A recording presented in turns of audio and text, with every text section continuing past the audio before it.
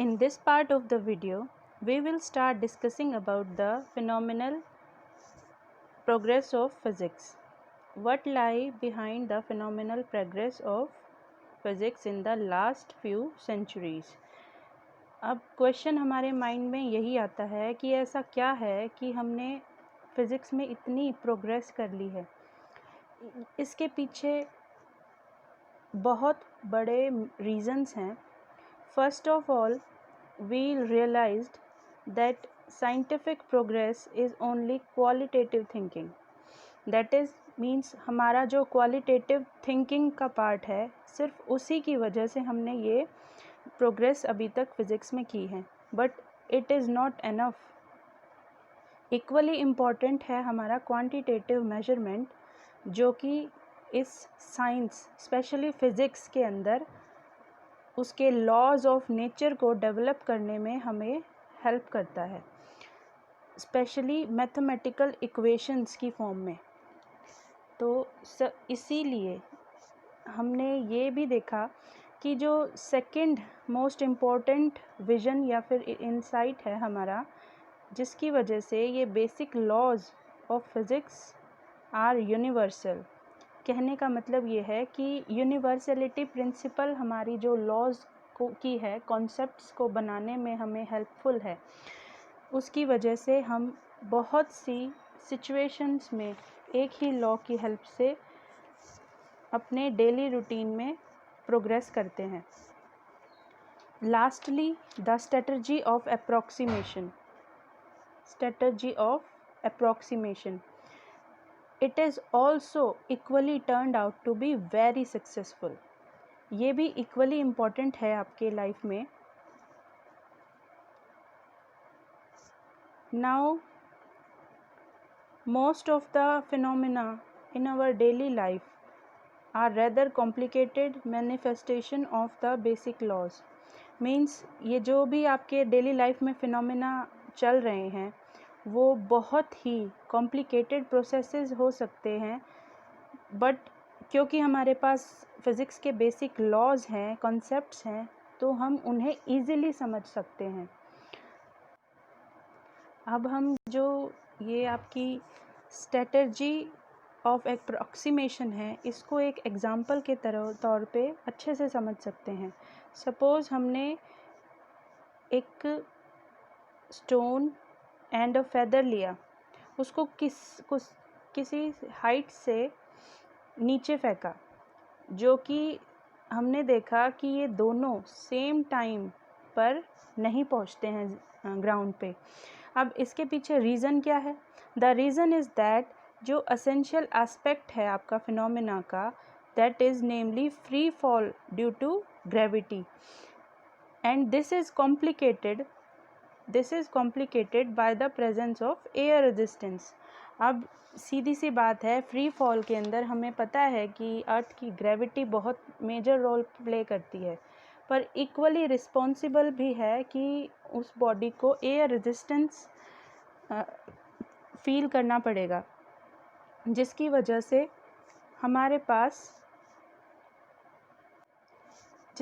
से अगर हम सिर्फ फ्री फॉल का केस लें, तो उसमें हम कई बार एयर रेजिस्टेंस को नेग्लिजिबल कर लेते हैं।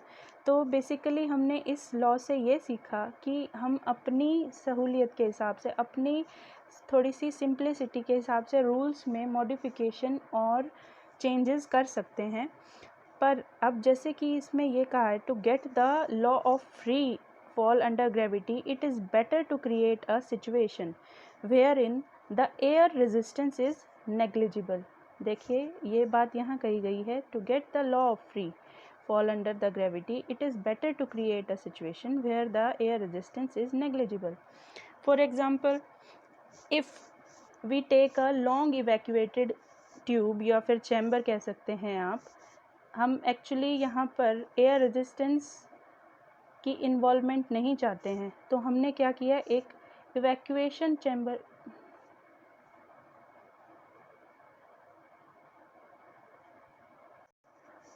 Actually, we don't need this air resistance to come across our free fall under gravity experiment. So we take a stone, एक second, we take stone and feather fall through a long evacuated tube.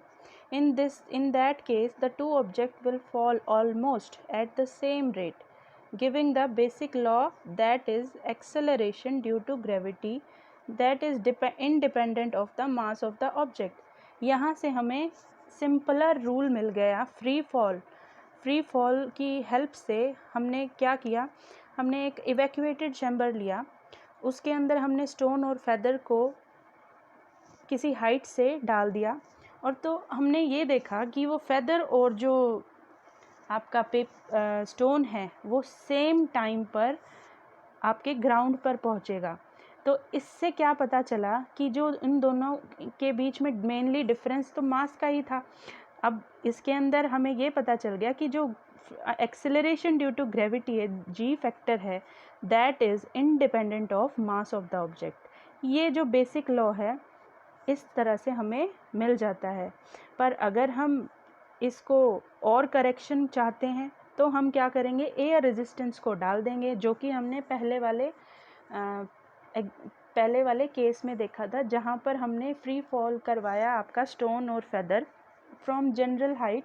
इसके अंदर कोई भी correction नहीं की हमने environment को लेके। नॉर्मल आपके एयर के अंदर जो रेजिस्टेंस होता है वो उन दोनों ऑब्जेक्ट्स ने फील किया, जिसकी वजह से हमने इसके अंदर मॉडिफिकेशन किया, जैसा कि इसमें दिखा रखा है।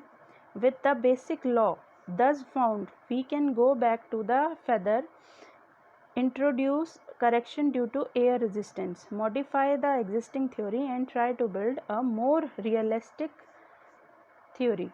ठीक है, इससे हमने क्या किया, more realistic theory डेवलप की। तो ये था आपका स्ट्रेटजी ऑफ अप्रॉक्सीमेशन।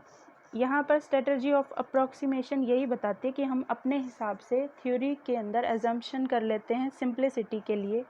अगर हमें वो सिंप्लिसिटी नहीं चाहिए, कॉम्प्लिकेशंस करनी है, तो उस हिसाब से हम अपनी कंडीशंस फ्रीली इजीली चेंज कर सकते हैं। ये सब कुछ इसमें बताया है। Next our topic is physics, technology and society. Now in this topic we will discuss the various connection between physics, technology and society। Means हमारी फिज़िक्स किस तरह से टेक्नोलॉजी से इंटरेक्ट करती है हमारी सोसाइटी को हेल्प करने के लिए। तो बेसिकली तीनों के बीच में हमने एक इंटरकनेक्शन बताना है। तो इसका सबसे अच्छा और बेसिक एग्जांपल है स्टीम इंजन का। देखिए, steam engine, as we know, is inseparable from the industrial revolution in England in the 18th century। सबसे पहले हमारा जो इंडस्ट्रियल रेवोल्यूशन था वो हमारे स्टीम इंजन से ही शुरुआत हुई थी, जिसकी वजह से हमारे ह्यूमन सिविलाइजेशन पर बहुत बड़ा इम्पैक्ट रहा है। तो वो किसकी वजह से हुआ है, वो एक्चुअली टेक्नोलॉजी की वजह से हुआ है, जो कि आपको फिज़िक्स ने प्रोवाइड की थी in terms of in the field of या फिर in the discipline of thermodynamics. अब आपको पहले भी बता चुके हैं कि थर्मोडाइनमिक्स कौन सी फील्ड है। इसमें हीट इंजन्स के बारे में मेनली वर्क या फिर एप्लीकेशंस को स्टडी किया जाता है, जिसके अंदर हमने फर्दर जो हीट इंजन साइंटिस्ट ने डेवलप किए थे, फर्दर मोर करेक्शन करके हमने इसको स्टीम इंजन में कन्वर्ट किया। और स्टीम इंजन आपके सामने सबसे बेस्ट एग्जांपल है सोसाइटी की हेल्प का फिज़िक्स के द्वारा। ठीक है, अब sometimes physics introduces new technology and other time technology introduces new physics, so they complement each other। means physics and technology are complementary to one another। इसके अंदर हमने ये देखा है कि फ़िज़िक्स आपकी न्यू टेक्नोलॉजी को जनरेट कर सकती है, या फिर हम यूँ कह सकते हैं कि न्यू टेक्नोलॉजी से फ़िज़िक्स के कुछ लॉज और थ्योरीज़ भी बन सकते हैं। तो सबसे पहले हम एग्ज़ाम्पल देखते हैं जिसमें फिज़िक्स को न्यू टेक्नोलॉजी को जनरेट करने के लिए बताया है। सबसे पहला एग्जाम्पल है,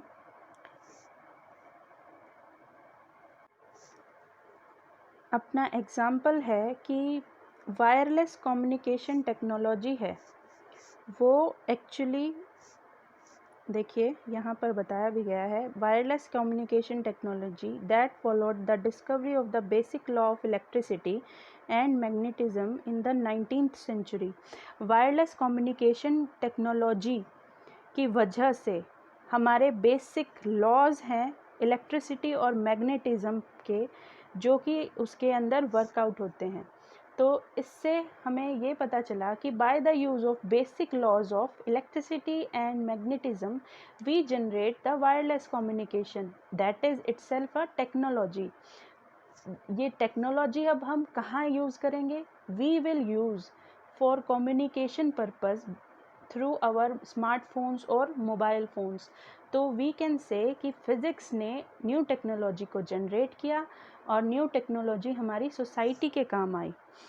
सेकंड एग्जांपल हमें सेमीकंडक्टर फिज़िक्स के बारे में दिया है। देखिए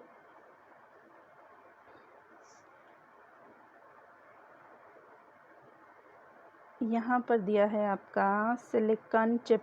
ये देखिए सिलिकॉन चिप, जिसकी वजह से कंप्यूटर रेवोल्यूशन आया आपके सोसाइटी के अंदर।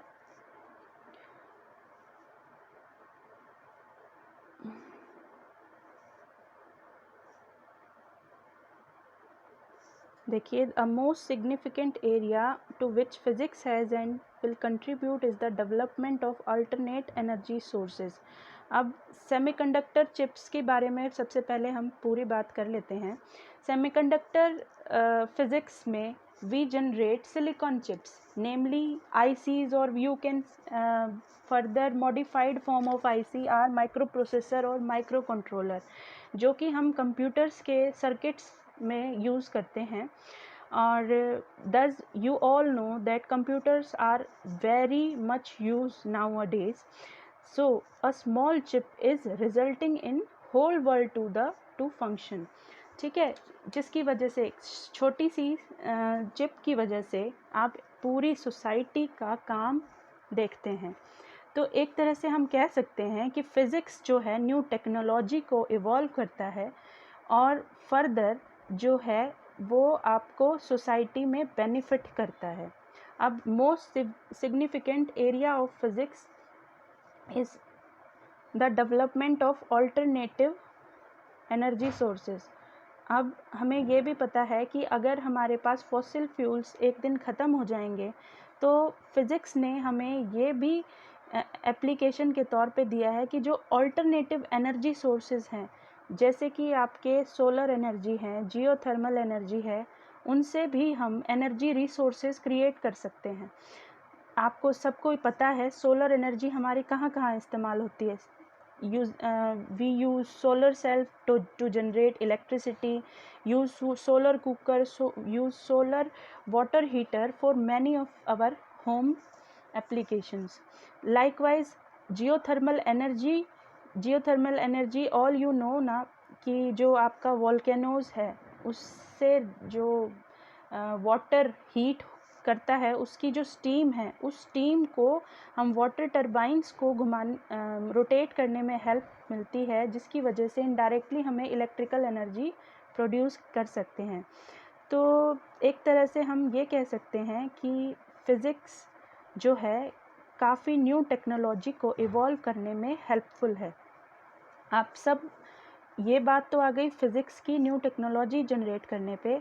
अब आते हैं technology which introduce new physics domains. अब जैसे कि हमें पता है during early stages of development scientist working on heat engines develop further into a new branch of physics that is thermodynamics. हमने पहले भी बात की थी स्टीम इंजन्स के बारे में। तो ये एक एग्ज़ाम्पल है आपके पास कि टेक्नोलॉजी ने कैसे न्यू फिज़िक्स की ब्रांच को डेवलप किया। इसी तरह से technology of measurement of time that is a simple clock जिसमें हम टाइम देख सकते हैं, उसकी वजह से हमने स्टडी किया वेलोसिटी और एक्सेलरेशन। ठीक है, तो ये जो एग्जांपल्स हैं, अब आप इससे आप समझ सकते हैं कि टेक्नोलॉजी, फिज़िक्स और society, these all three are interconnected. अब इस टॉपिक में हमारे इतना ही था, और in the end we have concluded that physics is the study of nature and natural phenomena. Physicists try to discover rules that are operating in nature on the basis of observation, experimentation and analysis. ये सब कुछ वही बातें हैं जो हम पहले discuss कर चुके हैं। उसके बाद हम नेक्स्ट टॉपिक पर आ सकते हैं।